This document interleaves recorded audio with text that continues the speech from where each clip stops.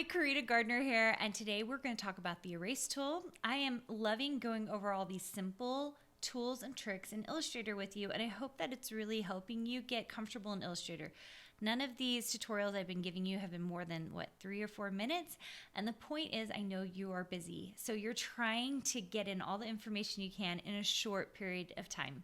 So, make sure, and before we get started, I want you to know about a couple of things. The first is I have a free webinar. It's called Make Money Doing Something Creative, and you'll notice that most of my coursework, all of my coursework, is geared towards people like you, people who do not have a lot of time. So I put together this webinar so you could figure out the strategies I use that smart designers use to make money, okay?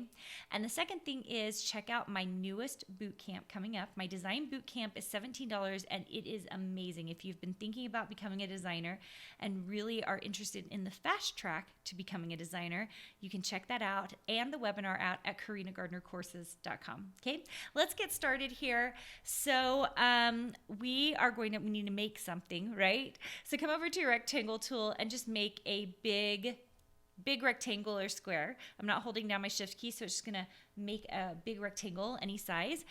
If you do not have these colors, you just need to come over here and I would say double click on your fill and choose some kind of fun color, whatever works for you, and then click on your stroke and choose the none. We don't need a stroke right now, so let's just take it off, and that way we don't have to deal with it, okay? Once you have this nice big rectangle to play with, then we are gonna come down to our eraser, okay? It looks like this, it looks like an eraser. I'm gonna click on that. You can see mine looks quite big. If you click a single time on the art, or actually not the, if you click a couple of times on that eraser tool, then you're going to get this eraser tool option window, okay? And this will change your angle, your roundness, and your size. If I want to make this much smaller, which I do, I would just pull this. You can change whether it's fixed or all these other wonderful things. Just play around with it. I think you're going to really enjoy it. And then push OK. You can also reset it if you would like. So now I'm going to erase. You can see my little circle here. And if I click down with my mouse or my Wacom tablet and pull, you can see that I can draw right in there and it erases everything out. In fact, what it does is it creates lots of little anchor points that you can now use and play with. So this is a cool way to create a lot of different things by pulling away and working with negative space, okay? So you can see I'm just messing around right here, and I'm gonna click off of this so you can see it.